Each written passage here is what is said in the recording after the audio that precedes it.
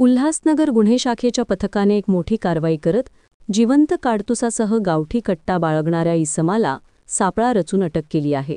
अटक केलेल्या आरोपीचे नाव अमित चौधरी असे असून ही कारवाई कल्याण पूर्व येथील खडेगोळवली गावातील भानुशाली नगर परिसरात करण्यात आली.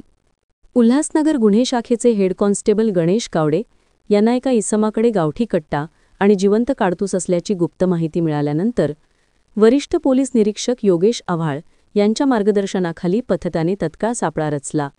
पथकात हेड कॉन्स्टेबल गणेश कावडे, राजेंद्र थोरवे, चंद्रकांत सावंत, रितेश वंजारी आणि सुरेश जाधव यांचा समावेश होता.